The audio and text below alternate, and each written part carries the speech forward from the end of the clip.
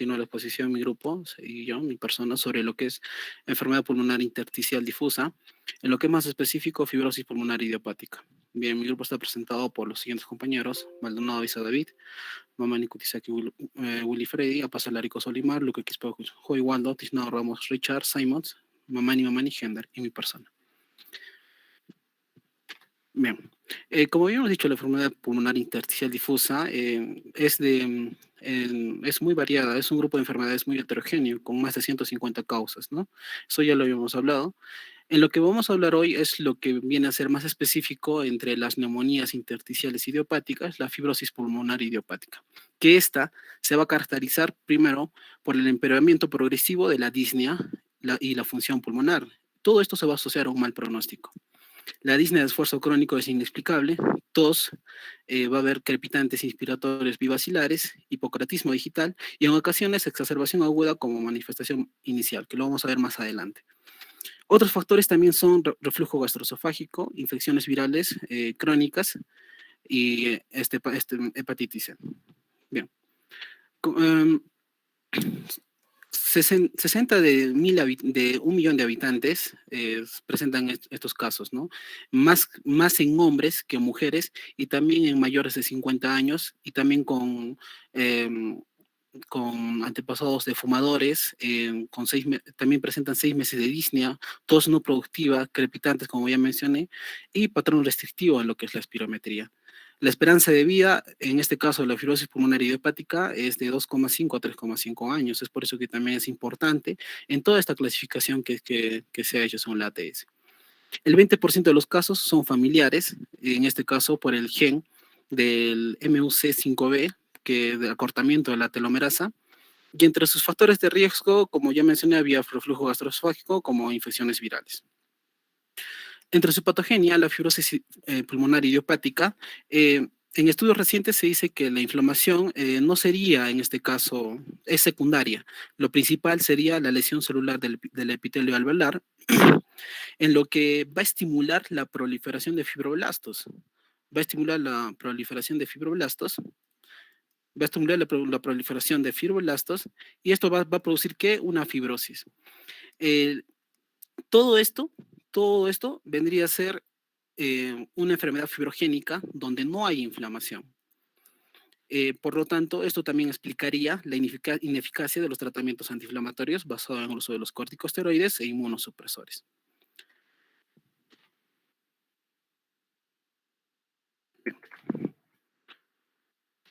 Bien. Ahora vamos a hablar sobre las técnicas de diagnóstico.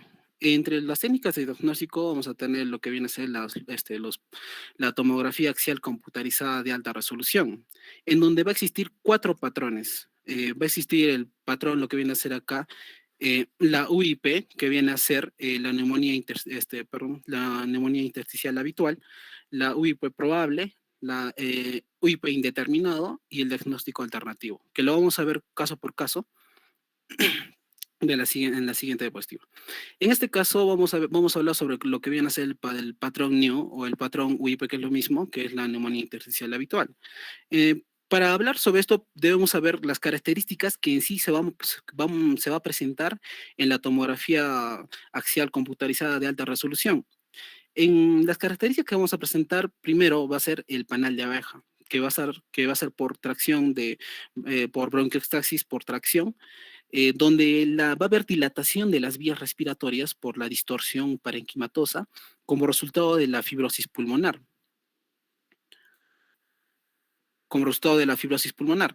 Ahora, también este panal se refiere a espacios aéreos quísticos agrupados de diámetros típicamente constantes de 3 a más o menos 10 milímetros de diámetro, en ocasiones más grande, con paredes gruesas y bien definidas. Estas suelen acompañarse a veces de patrón reticular que contiene bronquiectasis entre tracción.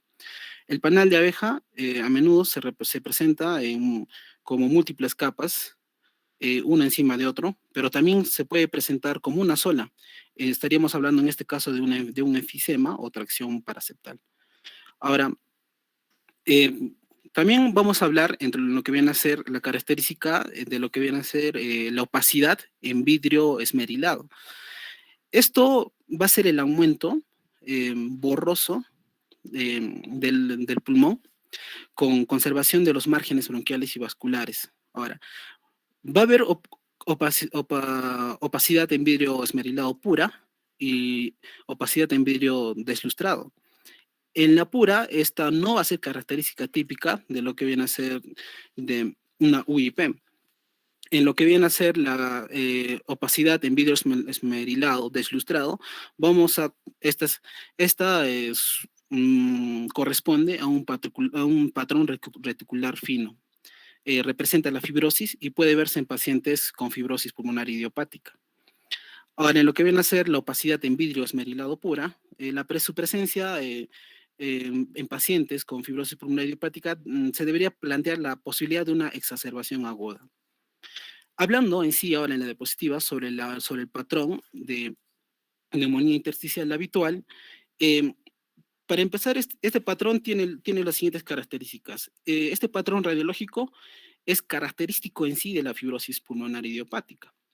El panal de abejas va a ser una característica de estos de acá. Y, y debería estar presente para un diagnóstico definitivo, ¿no? En este caso, de la neumonía intersticial habitual en tomografía de alta resolución. Puede verse con o sin bronquiectasia por tracción.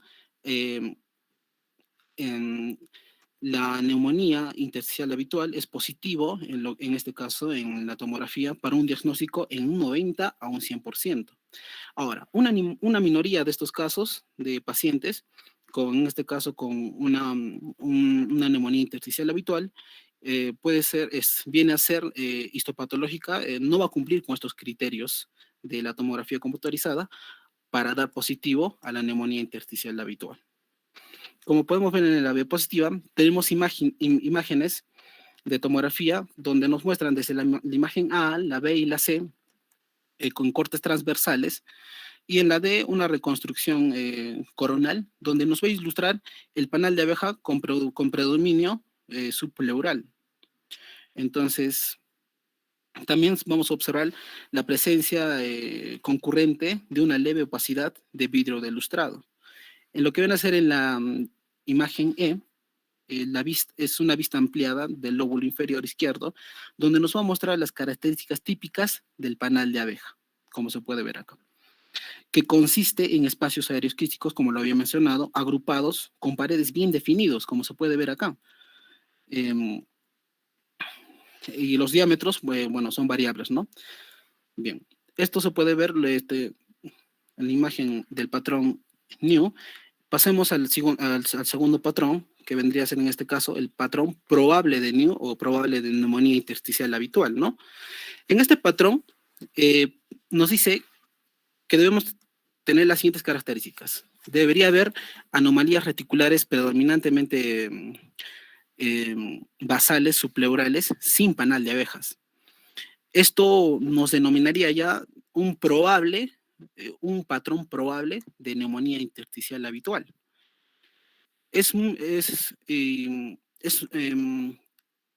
Un patrón probable en tomografía computarizada de alta resolución de posible neumonía intersticial habitual con bronquiectasia periférica por tracción o entorno clínico correcto, probablemente represente una neumonía intersticial habitual histopatológico en la biopsia.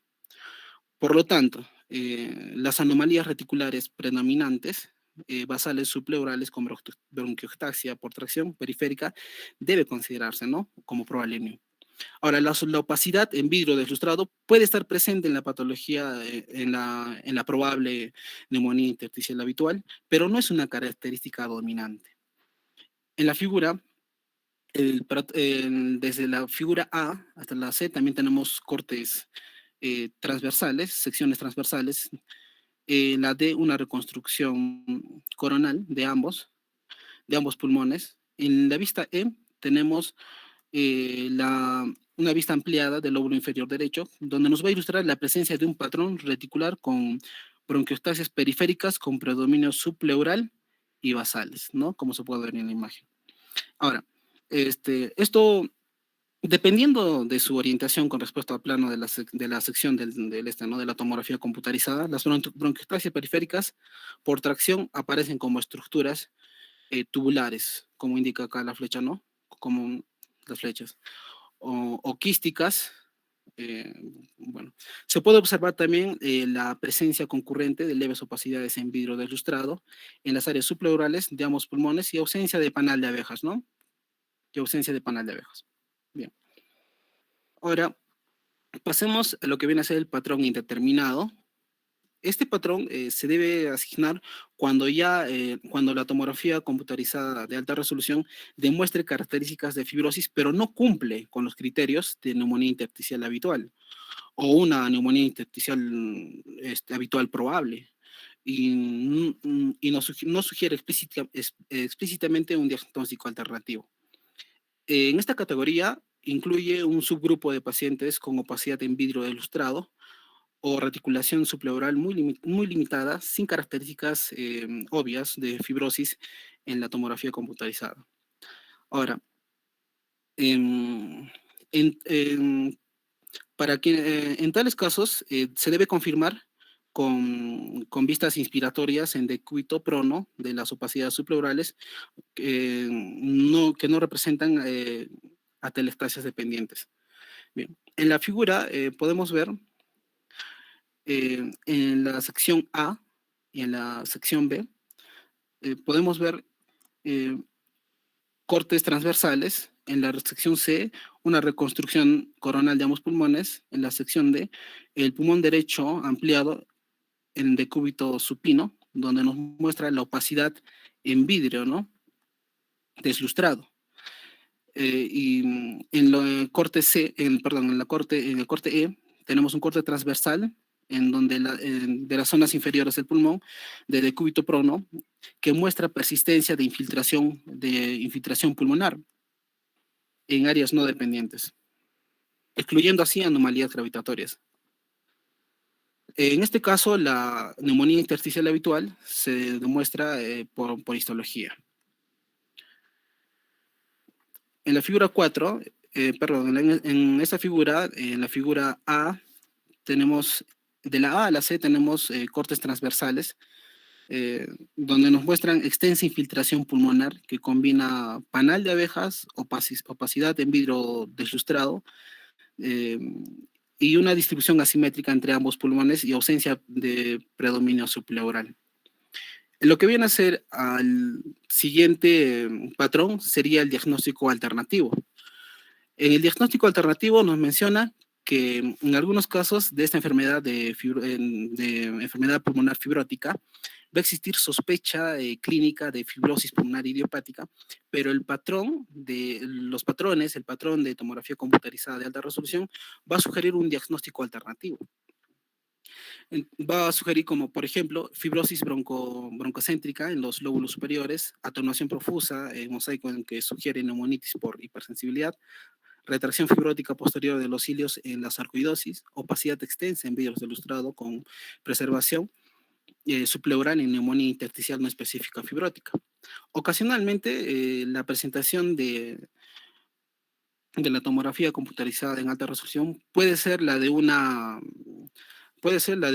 neumonía intersticial habitual, probable, o un patrón intermedio, pero los hallazgos secundarios sugieren ya un diagnóstico alternativo.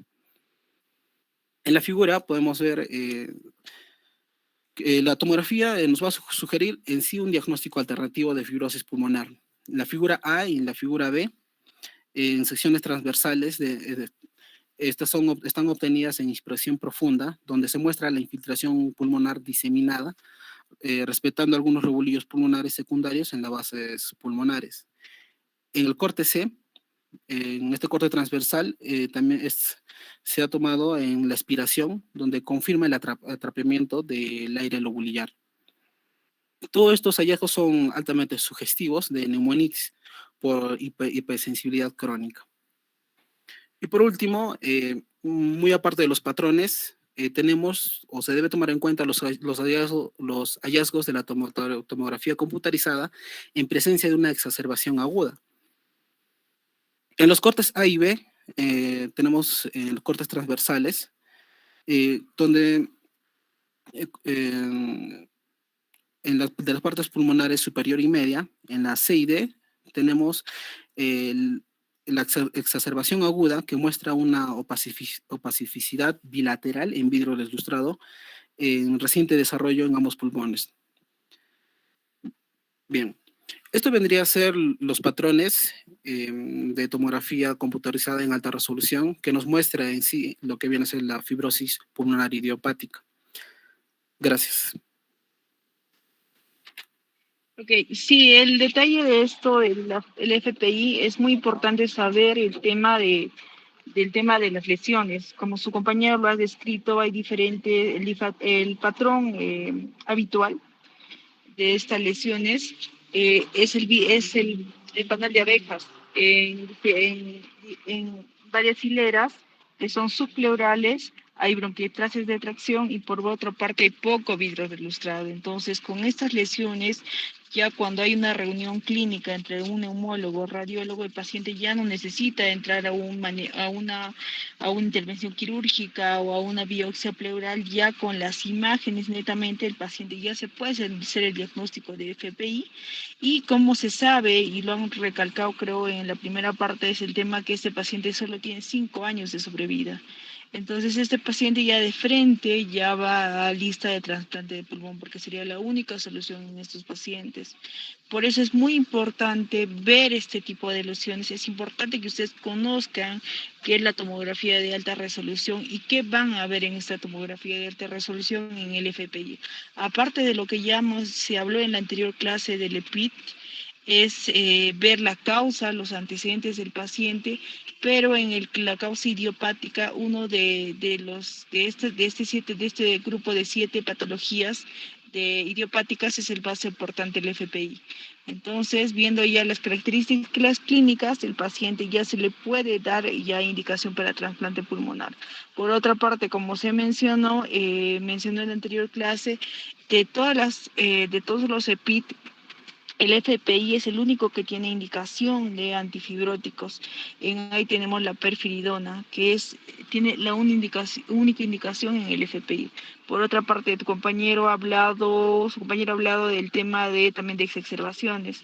Es muy cierto que esos pacientes, por la misma lesión, predispone que alguna infección que se sobreagregue pueda complicar más a este paciente. Entonces, en estos pacientes se utiliza también pulsos de corticoides. Ahí, cuando hay exacerbación del cuadro mismo, sí podemos utilizar corticoides a una dosis alta.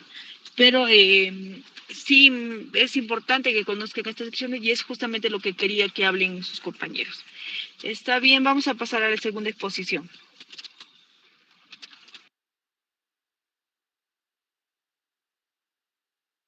Buenas tardes, compañeros, buenas tardes.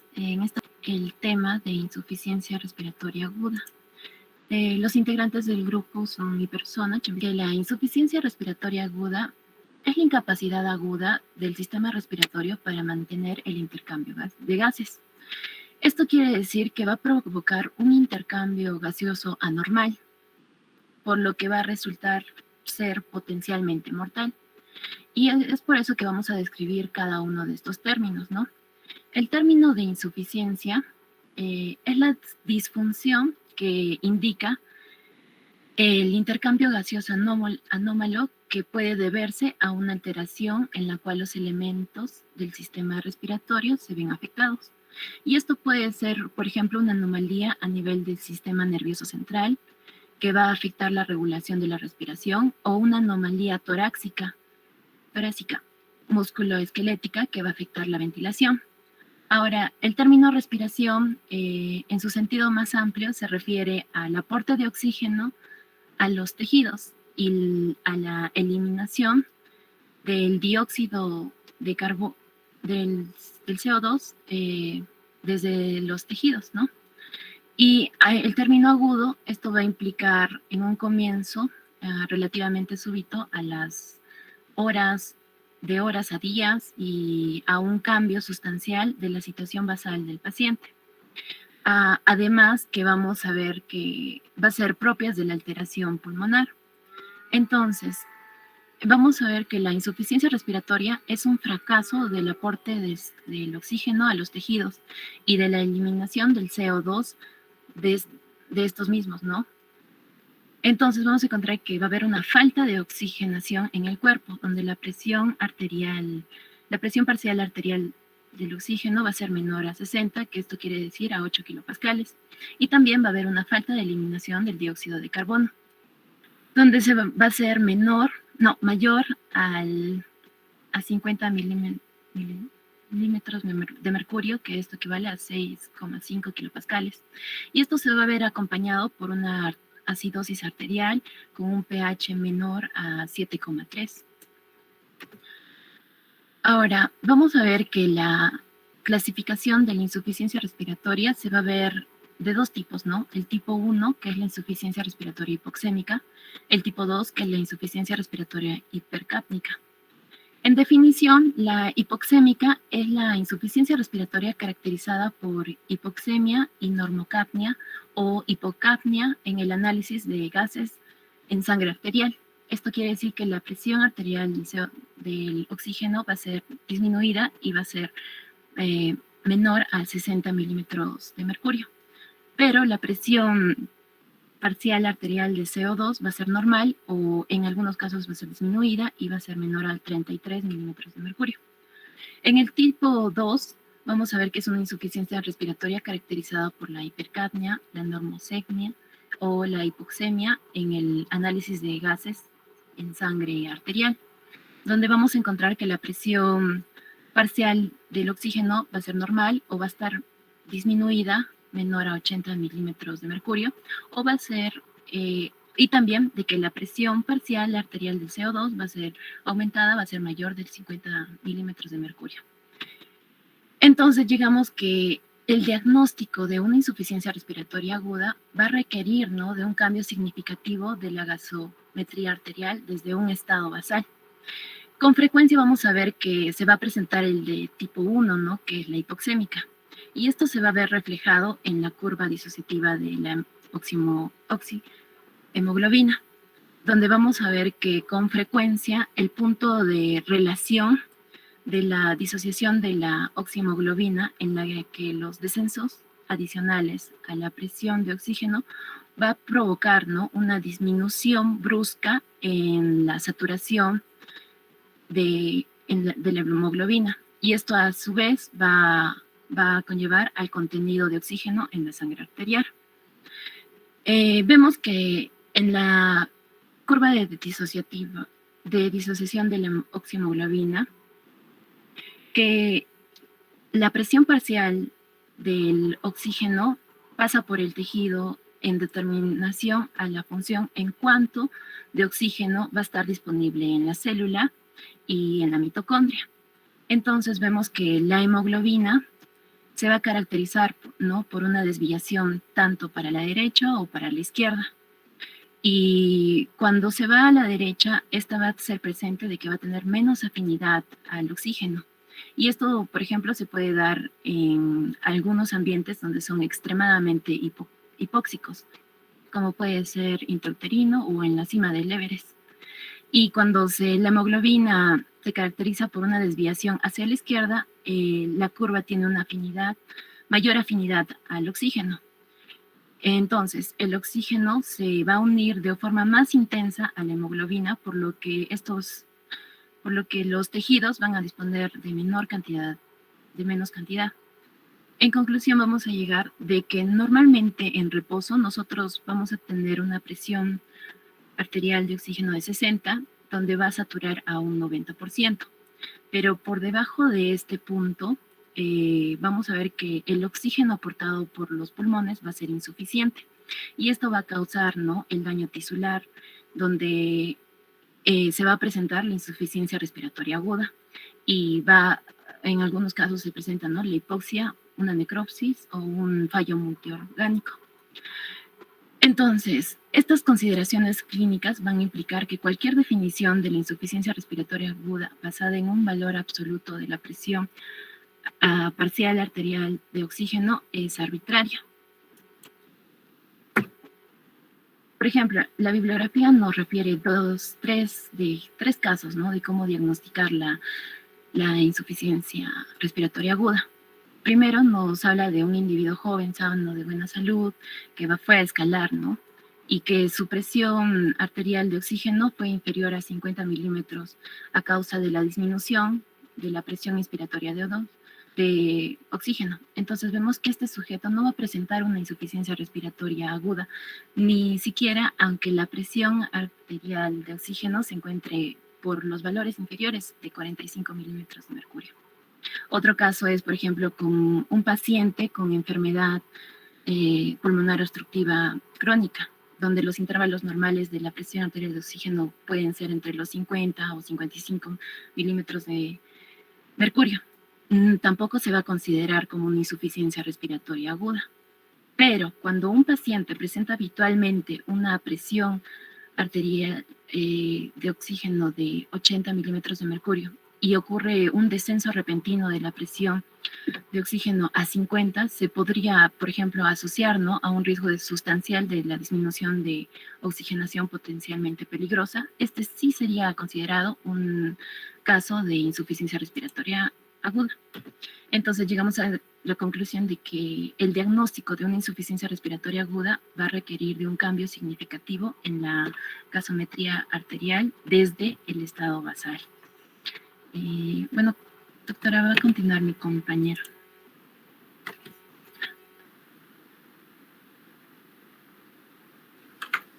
Bien, continuando con la posición, vamos a empezar hablando de la fisiopatología, la cual va a tener 5 mecanismos de reducción de presión parcial de oxígeno arterial. Y bueno, estos van a ser 5, ¿no?, mecanismos, los que son la disminución de la presión inspirada de oxígeno, la hipoventilación, el desequilibrio entre ventilación y perfusión, el shunt y un trastorno de difusión, o más conocido como intersticiopatías, que se presentan en EPITS. Siguiente. Bien, empezando con el primer mecanismo, en la imagen observamos a dos personas que están en diferentes altitudes. La persona B que va a estar a nivel del mar y la persona que está a una elevada altura, ¿no? Algo así como nosotros. Y bueno, las diferencias entre esas dos personas es que la presión atmosférica es mayor a nivel del mar, por lo tanto va a ser mayor para la persona B. Ahora, la fracción inspirada de oxígeno va a ser igual en ambas, ya que la concentración de oxígeno en la atmósfera es de 21%, y eso no va a cambiar, independientemente de la altura. Y ahora, la presión inspirada de oxígeno, ya que depende de la presión atmosférica, como le he colocado en esa fórmula que está encerrada en un cuadro que dice PO2, va a ser mayor para la persona B. Entonces, mm, haciendo todos los cálculos para llegar a la presión parcial de oxígeno alveolar, la cual es 100 miligramos de mercurio, 100 milímetros de mercurio, perdón, va a ser mayor para la persona B que para la persona A. Ahora, ¿qué pasaría si esta persona A asciende a una gran altura? Entonces va a disminuir su presión parcial de oxígeno alveolar. Por lo tanto, o bien por causas idiopáticas, la persona también podría tener alguna enfermedad, ¿no?, como sería el mal de montaña crónico. Y bien, estas dos patologías son conocidas como el mal de montaña agudo, que es más conocido por su nombre en quechua, que es el soroche, y el mal de montaña crónico, que también es conocido como el mal del monje. Bien, ahora, como básicamente no está llegando mucho oxígeno para estos pacientes, su presión parcial de oxígeno arterial, que generalmente voy a decir PaO2, va a estar disminuida.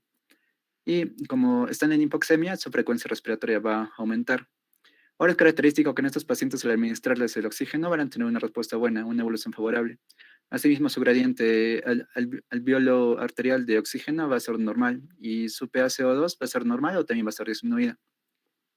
Ahora el segundo mecanismo, que es la hipoventilación, que eso básicamente va a ser por depresión del centro respiratorio o por fallos en los músculos, de la bomba muscular. En la depresión del centro respiratorio vamos a tener accidentes, bueno, ACVs, sobredosis de drogas, infecciones del sistema nervioso central, encefalopatía tóxica. Y entre los fallos de las bombas musculares tenemos un aumento de la carga de trabajo. Por ejemplo, en los pacientes que tienen taquipnea persistente, que tienen un aumento de la ventilación por minuto, van a estar ventilando tanto que va a haber un momento en donde sus músculos van a estar fatigados, ¿no? Y aquí ya no van a estar hiperventilando, sino que van a hacer una hipoventilación. Ahora, una baja distensibilidad de la pared torácica que se va a presentar en personas con obesidad y con escoliosis.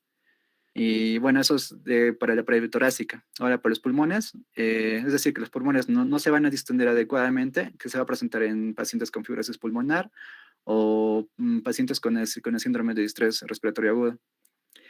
Ahora, todo lo contrario a eso, que sería que los pulmones no se van a contraer lo suficiente, que se presentaría en pacientes con EPOC. Y por último, entre los de aumento de la carga de trabajo están los de aumento de la resistencia no elástica, ¿no? Que serían pacientes con asma, bronquitis crónica, obstrucción traqueal y apnea del sueño y edema laringio. Ahora, la reducción de la capacidad contráctil, más que todo esto son patologías que afectan a los nervios, ¿no? Que en principal sería al nervio frénico, que se presentaría en pacientes que tienen síndrome de Guillain-Barré, poliomielitis, trauma vertebromedular, esclerosis lateral amiotrófica o ELA, y disfunción muscular, ¿no? Polimiositis, debilidad muscular metabólica. Bien, la característica de estos pacientes es que como están hipoventilando, su frecuencia respiratoria va a estar disminuida. Por lo tanto, van a retener más CO2, por lo que su PaCO2 va a estar aumentada. Y asimismo, como también están hipoventilando, no inspiran mucho oxígeno, por lo que va a estar disminuido. Estos pacientes también van a tener un gradiente alveolo arterial normal y una respuesta al oxígeno que va a ser buena, ¿no? Cuando se les administra. Siguiente diapositiva. Ahora tenemos la alteración de la relación de ventilación-perfusión. Bueno, hay dos casos. Uno que es donde hay una buena ventilación, es decir, que el aire va a estar entrando lo suficiente al alveolo, pero va a tener una mala perfusión, es decir, que la sangre no va a estar llegando en cantidad o va a tener algún tipo de obstrucción, ¿no? Como se presenta en un trombolismo pulmonar. O también en otros casos que podrían ser paro cardíaco, enfisema pulmonar o hipovolemia, ¿no? Es decir, en espacio muerto anatómico hay una buena ventilación, pero hay una mala perfusión. Y bueno, también va a haber todo el caso contrario, que es donde sí va a haber una buena circulación, pero no va a haber una buena oxigenación del alveolo, por así decirlo. Y en este caso hay una mala ventilación y una buena perfusión. Esto se va a presentar en pacientes con obstrucción bronquial, atelectasias y ocupación del alveolo con líquido intersticial. Ahora, en estos casos, su frecuencia respiratoria puede ser normal o aumentada, su gradiente alveolo arterial de oxígeno es, bueno, se eleva, su PaO2 está disminuida y su PaCO2 puede estar entre las tres, ¿no? Puede estar aumentada, normal o disminuida. Asimismo, la administración de oxígeno va a tener una respuesta favorable. Ahora, en el caso de shunt, fisiológicamente los alveolos van a tener la propiedad de que si un alveolo no está oxigenando adecuadamente la sangre arterial, van a dirigir su flujo a los alveolos que sí están ventilando bien. Es decir, las partes dañadas pueden ser reemplazadas por las partes que sí están ventilando bien.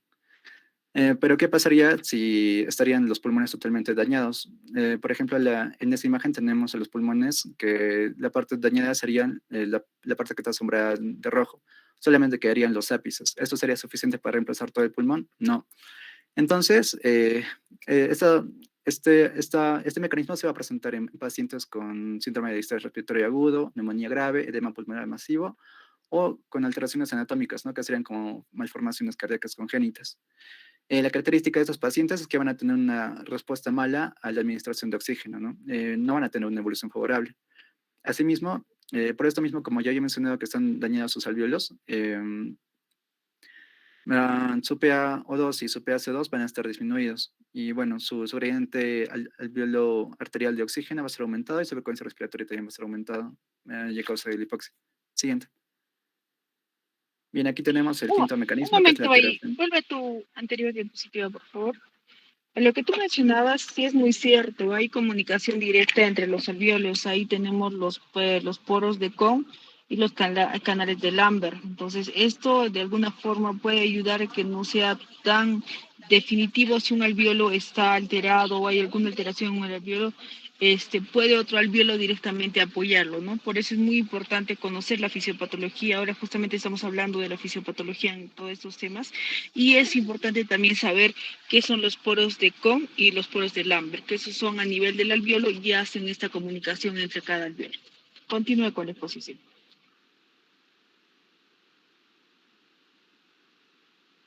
Ok. El quinto mecanismo, que sería una alteración en la difusión, que básicamente se presenta en enfermedades pulmonares intersticiales difusas, o más conocidas como EPID, que es donde las paredes de los alvéolos van a estar engrosados. Recordemos la ley de Fick, que se puede ver ahí en pantalla, en donde podemos obtener que el volumen de oxígeno básicamente va a ser contrario al grosor de los alvéolos, ¿no? Que está representada con la letra D. Ahora, en estos pacientes,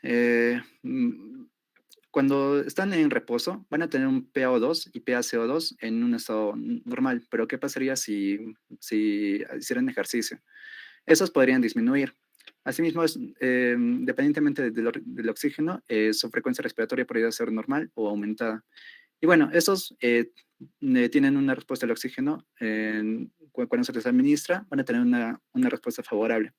Y también su gradiente alvéolo arterial de oxígeno va a estar aumentada. Siguiente. Bien, ahora las manifestaciones clínicas, ¿no? Dependiendo del mecanismo o del tipo de insuficiencia respiratoria aguda, que puede ser hipoxémica o hipercapnia, se van a presentar distintas manifestaciones clínicas, ¿no? En el caso de las características clínicas de la hipóxica, estarían la taquipnia, disnea, cianosis, taquicardia, confusión, el dolor torácico pleurítico y somnolencia, ¿no? Ahora, en el caso de la hipercápnica, en donde también por la retención de CO2, el pH va a ser más ácido, ¿no? Bueno, aquí tendríamos a la hipoventilación, al dolor de cabeza, ansiedad, extremidades calientes, papiledema, coma e hilio paralítico. Y asimismo, la asterixis, que también es conocida como flapping, y que es lo que se puede observar en el GIF de abajo, ¿no? En esa animación. Ahora, también se podría observar algunas manifestaciones clínicas si es que la IRA tuviera una afección subyacente, ¿no? Si se presenta fiebre, se puede estar pensando en sepsis o neumonía. Si tuviera tos, se estaría pensando en neumonía o EPOC. Si el paciente tuviera un dolor torácico, neumonía, embolia pulmonar. Si tuviera debilidad muscular, un síndrome de Guillain-Barré, ELA, miastenia gravis o miopatías. Al dolor de inspiración, si es que el paciente presenta eso, podría ser una fractura costal. Y si tiene depresión del sistema nervioso central, podría ser por opioides, ¿no? Siguiente. Ahora, el diagnóstico. Esto básicamente se va a basar en tres parámetros, que es el AGA, que, bueno, se va a observar que tendríamos que ver básicamente la presión parcial de oxígeno arterial. Luego pasar a lo mismo, al arterial también, pero del CO2, luego a los gradientes alvéolo arteriales y bueno, y también evaluar, ¿no?, las respuestas que tienen a la administración de oxígeno. Esto lo va a detallar más mi compañero en un momento. También se podría ver la radiografía de tórax, que también lo va a detallar, y la evaluación de condiciones subyacentes, ¿no? Como ya había mencionado hace un momento, que hay manifestaciones clínicas que se presentan cuando los pacientes tienen IRA, si es que tienen una enfermedad subyacente.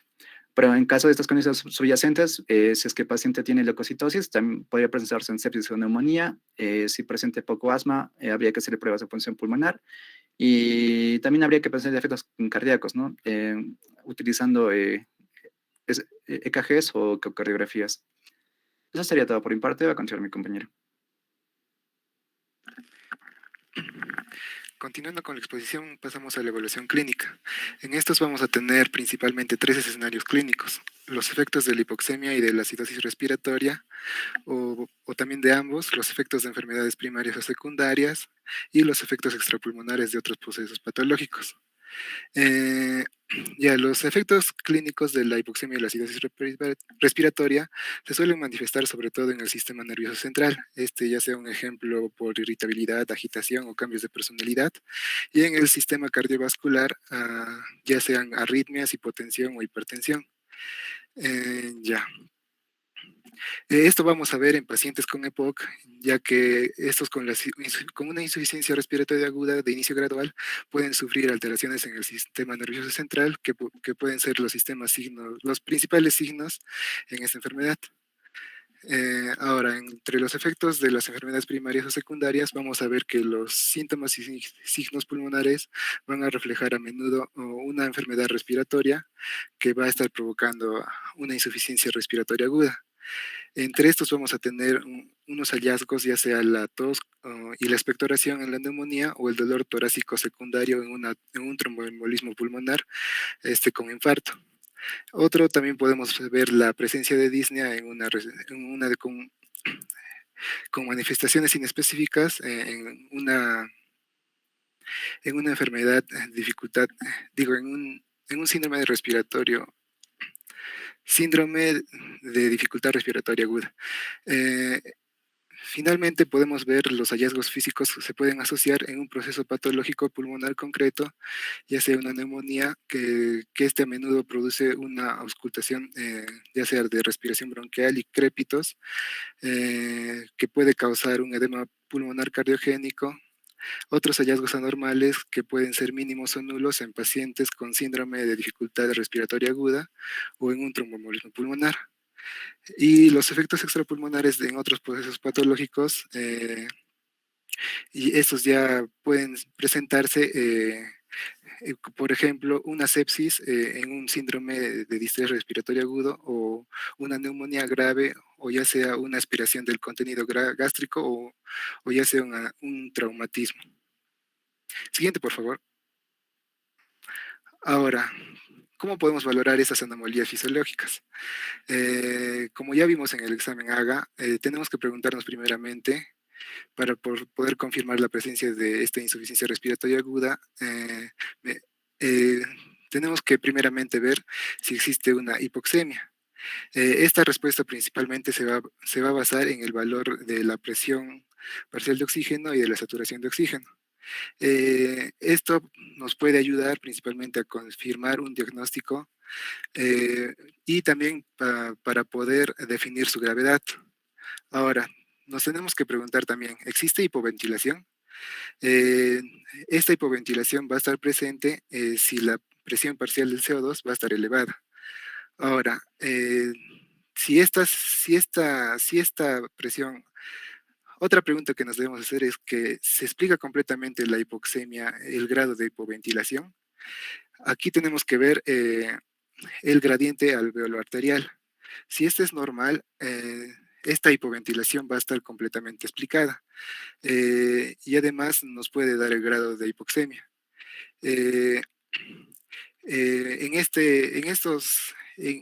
Cuando existe esta causa, vamos a ver que esta insuficiencia respiratoria aguda puede deberse a alteraciones del sistema nervioso central y el de la pared torácica. En cambio, si el gradiente alveolo arterial está elevado, esta hipoventilación no se puede explicar, no puede explicar completamente la hipoxemia, y tenemos que ver si existe otra afectación que esté produciendo esto. Eh, Entre otras causas que nos puedan estar causando la hipoxemia, podemos ver el EPOC o el asma grave, y también la neumonía, y algunos casos de las fases iniciales del sistema de dificultad respiratoria aguda. Ahora, si existe la hipoxemia sin hipoventilación, tenemos que primeramente considerar o confirmar que el gradiente alveolo arterial esté aumentado. Y después de esto tenemos que preguntarnos si este aumento de la gradiente alveolo arterial es el resultado ya sea de un desequilibrio de la ventilación-perfusión, o este sea un shunt o un cortocircuito. En este vamos a ver primeramente que si es una anomalía de la ventilación y de perfusión, este va a ser principalmente causado por una enfermedad en las vías respiratorias, ya sea producido por un EPOC o un asma agudo grave, o una enfermedad vascular, ya como una tromboembolia pulmonar. En cambio, si esta es producida, o esta hipoxemia es causada por un shunt o un cortocircuito, entonces tenemos que ver que las causas más probables sean los procesos que rellenen los espacios aéreos. Ya. Siguiente, por favor. Ahora, otro método de diagnóstico que vamos a tener es la radiografía de tórax. En estos, cuando se realiza en una insuficiencia respiratoria aguda, vamos a ver principalmente, vamos a tener tres patrones. Uno, el normal que se observa en la imagen A, otro con presencia de opacidades localizadas de ocupación alveolar en la imagen B, y una tercera en opacidades difusas de ocupación alveolar. También o es posible que aparezcan otras opacidades intersticiales difusas, aunque estas enfermedades que provocan este patrón suelen tener un inicio más gradual y se asocian a la insuficiencia respiratoria crónica. Primeramente vamos a ver si la radiografía de tórax es normal. Tenemos que ver o tenemos que realizar un diagnóstico diferencial en los cuales debemos incluir varias enfermedades, ya sea un embolismo pulmonar, un shunt anatómico, ya sea en izquierda o derecha, neumotórax, EPOC o otras enfermedades vasculares, ya sea el tromboembolismo pulmonar.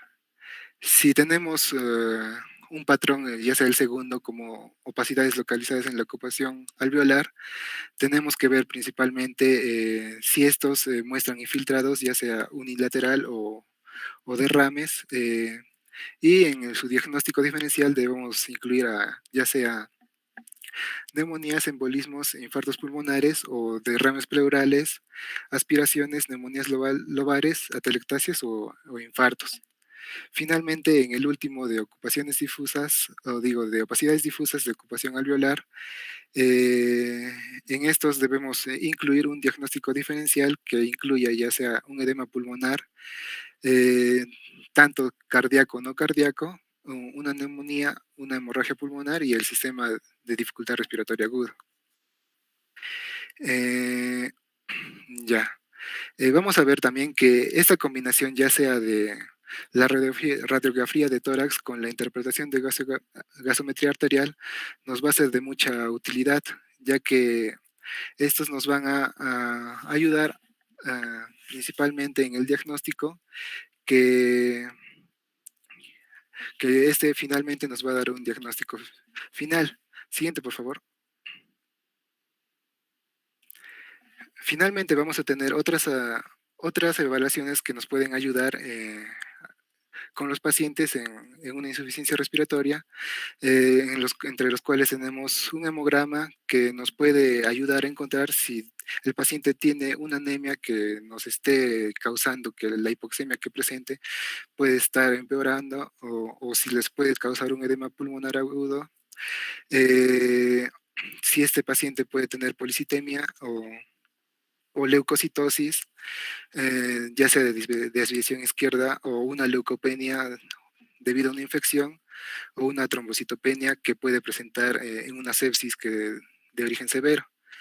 También un examen de creatinina o de urea nos puede ayudar, ya sea si esta insuficiencia respiratoria puede venir ya sea por una falla renal, eh, o por una retención de fluidos que nos puede desencadenar un edema pulmonar agudo.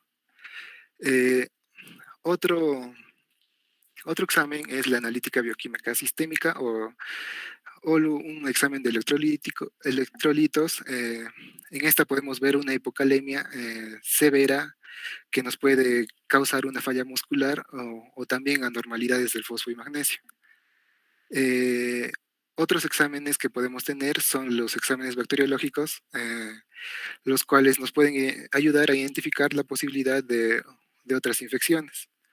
Eh, eh, Podemos hacer cultivos respiratorios, ya sea de esputo o un aspirado traqueal, un lavado broncoalveolar, cultivos de sangre, ya sea de orina o de otros fluidos corporales, como el líquido pleural.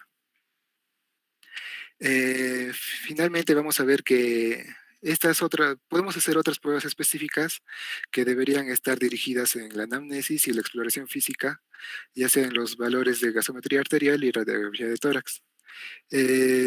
Esta también podemos realizar una tomografía computarizada abdominal en busca de una sepsis que nos pueda diagnosticar o nos puede ayudar a diagnosticar un síndrome de distrés respiratorio agudo, o también el uso de un examen computarizado de tórax que nos pueda ayudar a definir una enfermedad pulmonar si la radiografía no nos ayuda completamente.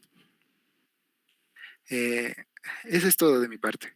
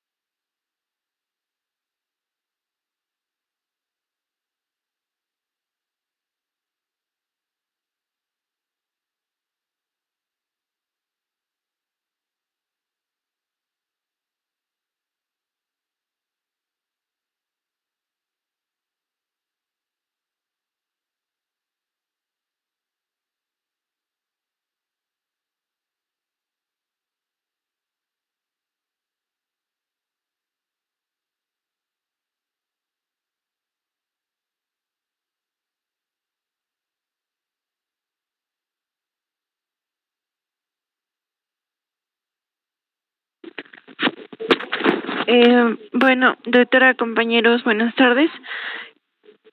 Continuando con la exposición, yo voy a hablar acerca de los sistemas de apoyo oxigenatorio, pero los dispositivos de bajo flujo, es decir, aquellos dispositivos que van a brindar una oxigenación de menos de 30 litros por minuto. Bien, para hablar de estos, principalmente tendríamos que saber que estos sistemas no son capaces de proporcionar todo el volumen minuto que va a requerir un paciente. Por lo tanto, hay una parte del volumen corriente inspirado que debe de provenir del aire atmosférico. Además, estos dispositivos permiten disponer bajas concentraciones de oxígeno a concentraciones altas, pero lo llevan a cabo con flujos inferiores a ya sea las demandas que tenga nuestro paciente.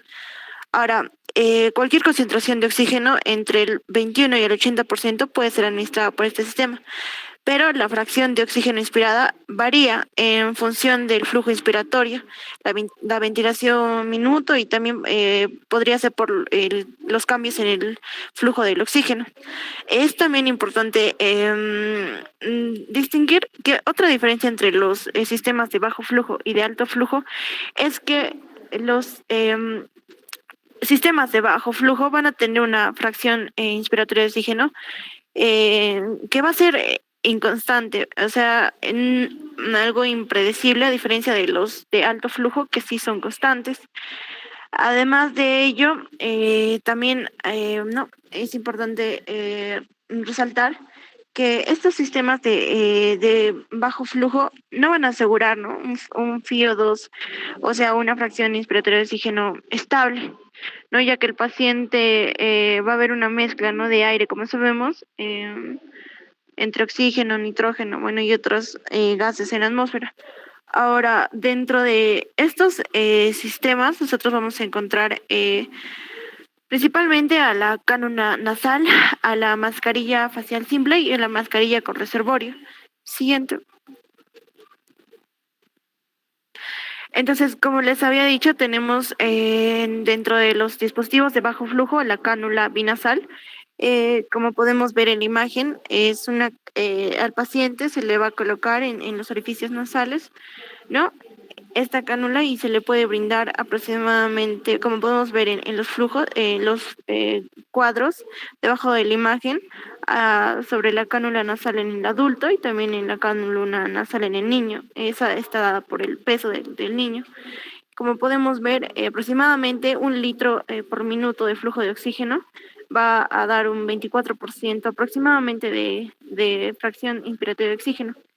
Y bueno, también vamos a tener a lo que es la mascarilla facial simple, en la cual el paciente aquí ya puede recibir un flujo de aproximadamente de 5 a 6 litros por minuto, donde el FiO2 va a ser del 40%. Y también tenemos lo que es la mascarilla facial con reservorio, la cual vamos a ver que en esta bolsa el paciente vamos a ver que la cantidad de flujo del oxígeno va a ser mayor. Aproximadamente la bibliografía nos dice que puede ir desde los 10 hasta los 15 litros.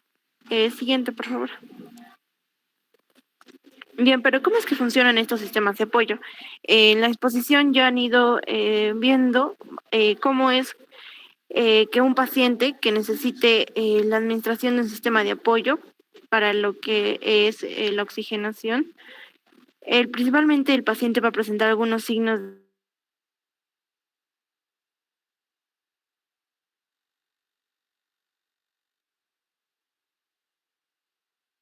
respiratoria, la disminución de la saturación de oxígeno, va a haber el paciente va a estar con somnoliento, con una cara sonrojada, ¿no? con taquipneico.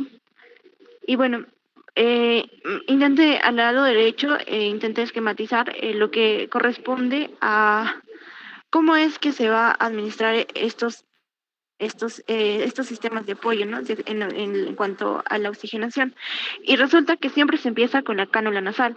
Es decir, tenemos a un paciente que tenga una insuficiencia respiratoria aguda, ya sea del tipo 1 o del tipo 2, se le vamos a administrar al paciente por la cánula nasal 1 litro por minuto. Entonces, si el paciente vemos que sigue con los mismos signos, no ha habido una mejora en la saturación, vemos que pasan unos minutos y el paciente no mejora, entonces vamos a intentar con 2 litros por minuto. Si el paciente, a pesar de ello, no mejora, entonces algunas referencias nos dicen que máximo se le puede administrar por la cánula 3 litros, ¿no? Pero en la bibliografía mencionaba hasta 4 litros. Ahora, ¿qué pasa si el paciente, luego de haberle administrado los 4 litros por minuto mediante la cánula binasal, no hay una mejoración en lo que es la saturación y bueno, y el deterioro respiratorio continúa, pues vamos a pasar al siguiente sistema de bajo flujo que vendría a ser la máscara facial simple. Esta, bueno, vamos a intentar, empezamos con 5 a 6 litros por minuto. Y si el paciente aún no mejora, entonces vamos a ir con 7 hasta 10 litros por minuto. Sin embargo, ya en pacientes que no puedan con esta cantidad de oxígeno mejorar, pues podemos pasar a lo que es la máscara facial con reservorio, que aproximadamente son 15 litros por minuto.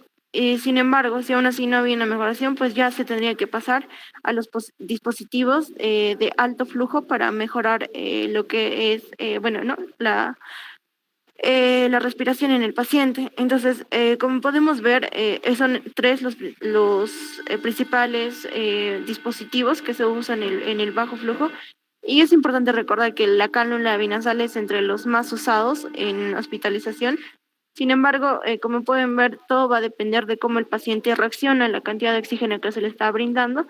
Y aún así, si es que el paciente no tiene una mejoría, pues se va pasando, ¿no?, a otro sistema de oxigenación. Vamos por la cánula binasal, la máscara facial simple, la máscara facial con reservorio. Y también tenemos los dispositivos de alto flujo que, como ya lo explicamos, estos van a ser mayores a 30 litros por minuto, lo cual va a continuar explicando mi compañera. Bueno, continuando con, doctora, buenas tardes, compañeros, buenas tardes, continuando con los dispositivos de alto flujo. Ya, entre los mecanismos usados que tenemos habitualmente en los sistemas de alto flujo van a ser uno de ellos las mascarillas tipo Venturi, donde aquí la fracción inspiratoria de oxígeno que proporcionan va a ser conocida, va a ser fija y va a ser independiente del patrón respiratorio del paciente. Es conocida porque nosotros mismos vamos a fijar la cantidad que queremos brindar y es fija, ya que los flujos de la mezcla gaseosa que van a entrar en la mascarilla son tan altos que va a ser imposible que la mezcla sea rebajada, por así decirlo, por la entrada del aire del ambiente durante el tiempo inspiratorio, y esto a través de los orificios de la mascarilla. Ahora, el oxígeno entra en la mascarilla a través de un orificio más estrecho, lo que va a crear un efecto Venturi que esto a favor da unas aberturas laterales en la conducción, esto entre la zona de la estrechez y la mascarilla. Entonces va a arrastrar el aire ambiente hacia el interior de esta, y de forma que esto va a ser gracias a que para un orificio de un diámetro dado, el efecto Venturi va a crecer con el flujo hasta un punto a partir en el cual se va a mantener constante, ¿no? Y por tanto, con este orificio, cuando vamos a usar este flujo crítico, conseguimos un flujo mezcla final, va a ser con la fracción inspiratoria de oxígeno constante. Ahora, esto se va a emplear usualmente en insuficiencias respiratorias donde no van a estar por alguna u otra razón indicadas, ya sean las gafas ni las mascarillas con reservorio. Una de las razones, por ejemplo, podría ser porque las gafas no consiguen una fracción inspirada de oxígeno suficiente y continua.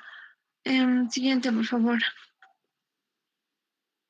Con respecto a la oxigenoterapia con cánula de alto flujo, aquí vamos a ver que este va a ser proporcionado por un mezclador de aire-oxígeno que va a estar conectado directamente a un medidor de flujo, por una turbina conectada a un medidor de flujo de oxígeno o por un ventilador de gas comprimido y humidificado, y este va a estar calentado. Se va a suministrar al paciente un flujo continuo de gas calentado y humidificado con una fracción inspirada de oxígeno hasta el 100% a través de la cánula nasal.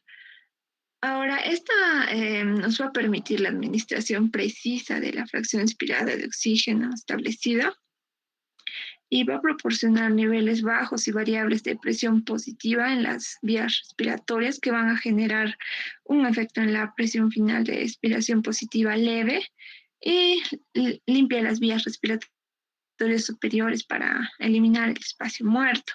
Aquí va a haber una disminución al esfuerzo inspiratorio, al trabajo respiratorio, a la frecuencia respiratoria y por ende va a mejorar, ¿no?, el confort y la oxigenación.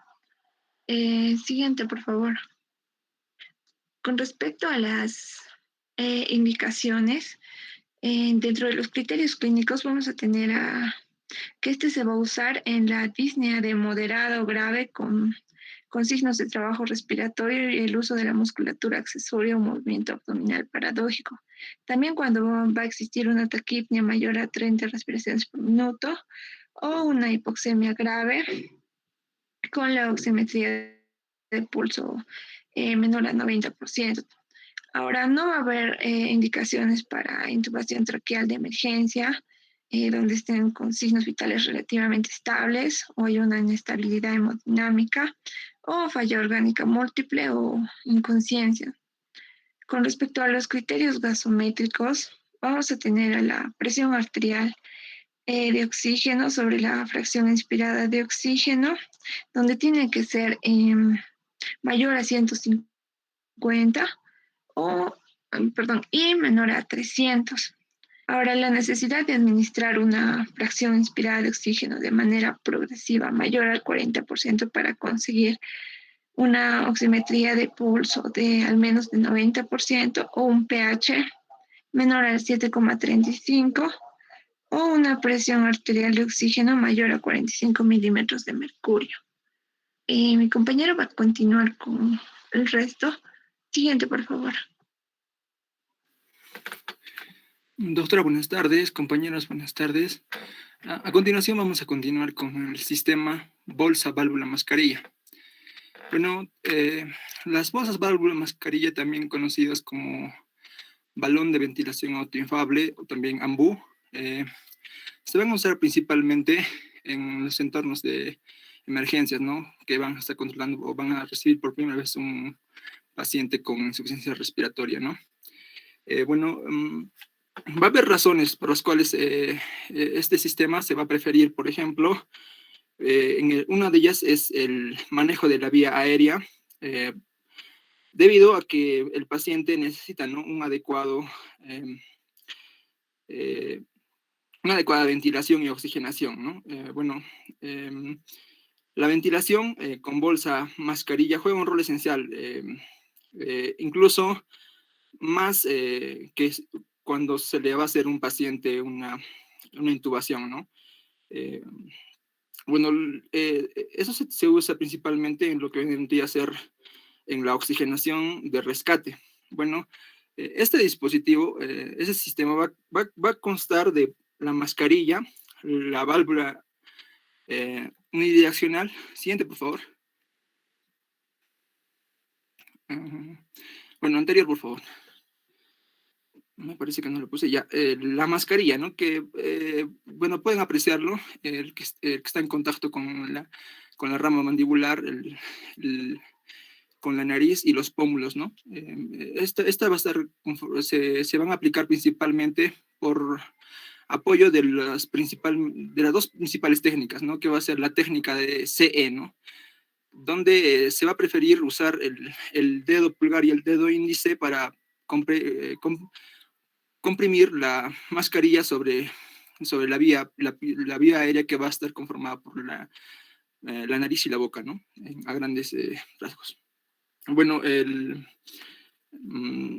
conector para la red de oxígeno va a estar por debajo en continuación con lo que vendría a ser la bolsa de reservorio, y este conector va a ir principalmente a estar conectado para permitir también la fracción inspirada de oxígeno, ¿no?, que se le puede dar al paciente, ¿no? Ahora, siguiente, por favor. Bueno, este dispositivo se va a usar manualmente, ¿no? Y se va a utilizar para proporcionar ventilación a presión positiva a los pacientes que no están respirando o que no respiran adecuadamente, ¿no? Como lo que son en un paciente de insuficiencia respiratoria aguda, ¿no?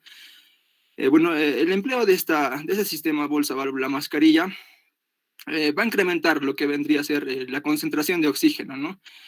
Y si el oxígeno no está disponible, este dispositivo se puede utilizar incluso con aire ambiental hasta que pueda disponerse del mismo, ¿no? Entonces no va a haber ese tipo de barreras, ¿no?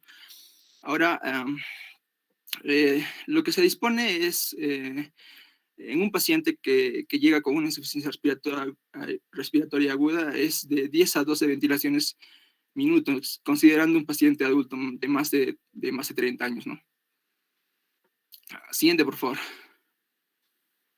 Bueno, aquí están, ¿no?, las partes que constituyen este sistema, que es la válvula unidireccional, el balón autohinchable, la bolsa de reservorio, y donde también se puede ver, ¿no?, entre el balón autohinchable y la bolsa de reservorio, la toma de oxígeno, ¿no? Bueno, va a haber la selección de este sistema, va a depender del operador, ¿no?, de la persona que va a suministrar este apoyo. Lo que se quiere es que la mascarilla cubra todo lo que vendría a ser la rama inferior de la mandíbula, todo lo que corresponde en palabras simples, lo que es la nariz y la boca, ¿no? En palabras más técnicas, lo que vendría a ser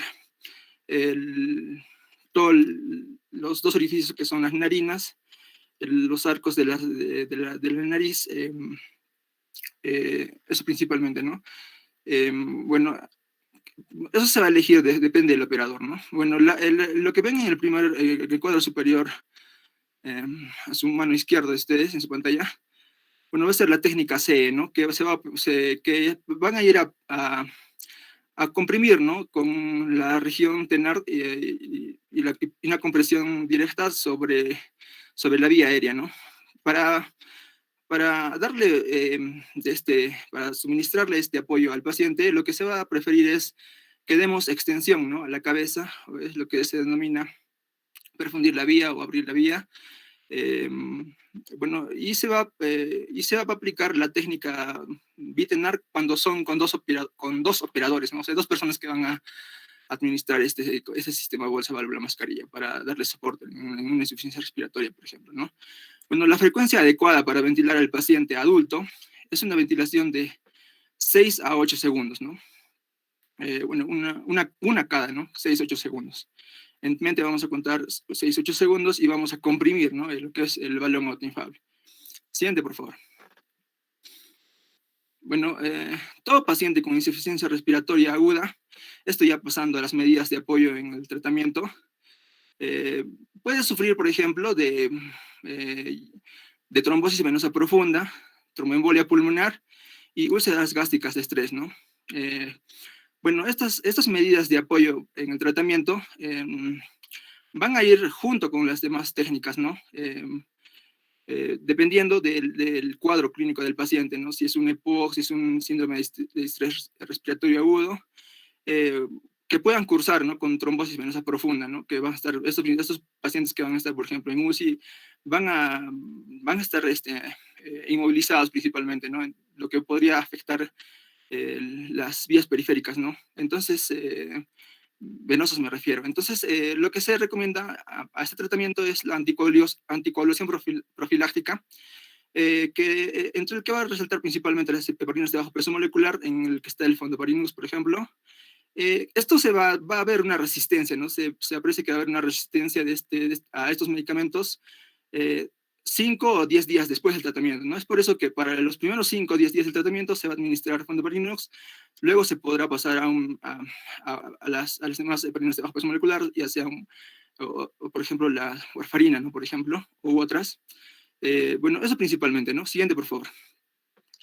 Para los casos de trombosis venosa profunda, también se recomienda, ¿no?, que el paciente lo movilicemos, ¿no? Esto principalmente, la movilización del paciente va a tener una finalidad, ¿no?, que va a ser favorecer la eliminación de secreciones que puedan estar, ¿no? Bueno, va a haber una serie de técnicas que van a estar destinadas, cada movimiento va a estar destinada a cubrir un área del pulmón, ¿no? Esto principalmente para favorecer la eliminación de secreciones, ¿no? También para mejorar la función musculoesquelética. Bueno, esto va a reducir, claro está, el riesgo de trombosis venosa profunda y va a aportar beneficios psicológicos, ¿no? El movimiento del paciente.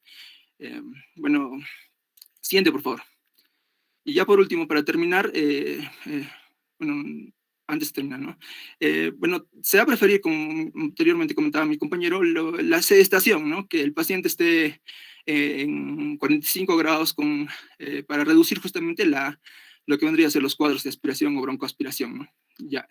También otro es que debería intentarse lograr un patrón sueño día-noche normal, es decir, que el paciente esté despierto por el día, haga su actividad como caminar, movilizarse, diversos movimientos de la cama, sentarse en la silla, pararse, reclinarse, ¿no? Tenemos que pedir apoyo al personal de enfermería también a esto, ¿no? Bueno, eso principalmente, ¿no? Y por las noches que descansen, ¿no? Tratar de controlar eso en el paciente porque lo que pasa es que los pacientes cuando que están, por ejemplo, recluidos en camas de servicio hospital, lo que hacen es suelen conversar, ¿no? Por la noche, entonces esto afecta, ¿no? Al tratamiento, ¿no? Bueno, esas son consideraciones que no se tenían en cuenta, pero que afectan al tratamiento finalmente. El paciente debería cambiar de posición con frecuencia, sentándose en la silla, principalmente caminar distancias cortas, incluso si este continúa recibiendo ventilación mecánica, ¿no? Siguiente, por favor. Bueno, ya para terminar más bien ya esto, las úlceras gástricas de estrés, bueno, se desconoce, ¿no? La mejor manera de prevenir las úlceras gástricas de estrés.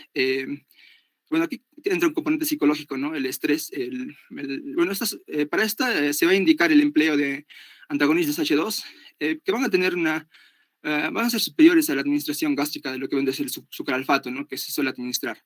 Ahora, basado en un ensayo clínico aleatorizado a esta gran escala y controlado, se demostró que la incidencia más alta de hemorragias significativas por úlceras gástricas por estrés en pacientes que recibieron sucralfato suceden más, ¿no? En pacientes que recibieron sucralfato que en pacientes que recibieron ranitidina, por ejemplo, ¿no? Bueno, la evidencia también indica que los inhibidores de la bomba de protones pueden ser más útiles en este contexto de tratamiento agudo, ¿no?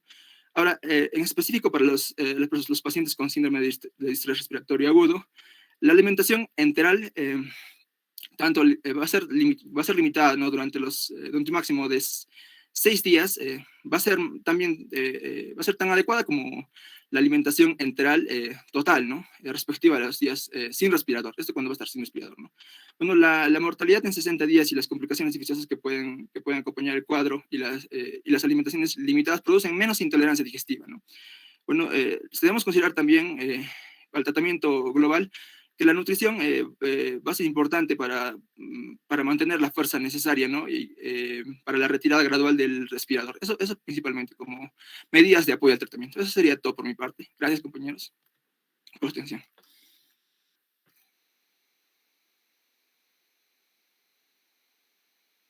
Ok, chicos.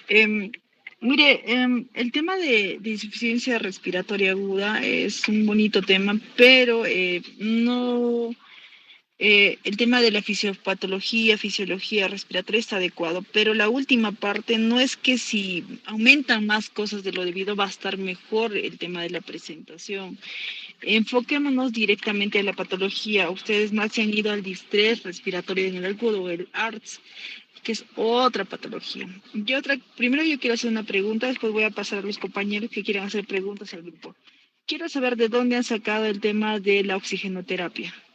¿De qué artículo, de qué guía han sacado el tema de la oxigenoterapia?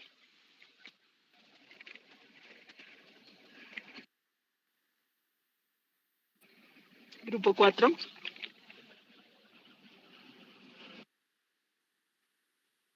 Bueno, es la guía de práctica clínica del 2021, lo vais a adoptar.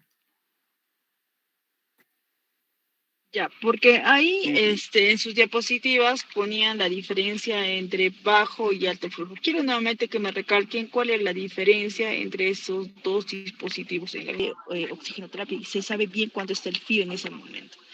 Pero en el tema de bajo flujo es el hecho que los pacientes, ahí es independiente de muchas cosas, el tema del suministro del fío. Entonces ahí varía de acuerdo al patrón respiratorio del paciente, el tema de la permeabilidad del dispositivo, el tema de si está dando, si estamos poniendo adecuadamente el tema del dispositivo. Entonces varía. Ahí también han hablado del tema de la máscara de Venturi. En el tema de la máscara de Venturi tenemos el tema del el hecho de que al momento de hacer la oxigenoterapia con la máscara de Venturi, se usa el criterio de Bertulli, donde el paciente, por la mismo dispositivo, concentra con mayor, concentra adecuadamente el tema de la oxigenoterapia. Entonces es un tema que damos constantemente a lo que se programa en el dispositivo de Venturi, se da ese mismo nivel de fío constantemente. Entonces, varía por eso el tema el tema con el dispositivo de bajo flujo.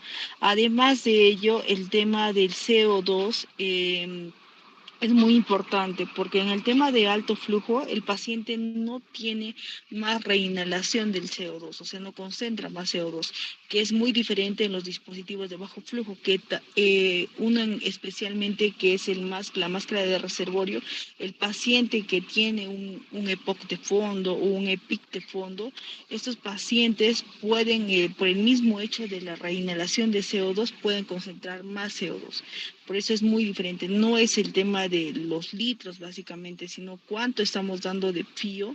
Y el fío es constante en el tema de oxigenoterapia por alto flujo. ¿Alguna pregunta de los compañeros que quieran hacer al grupo?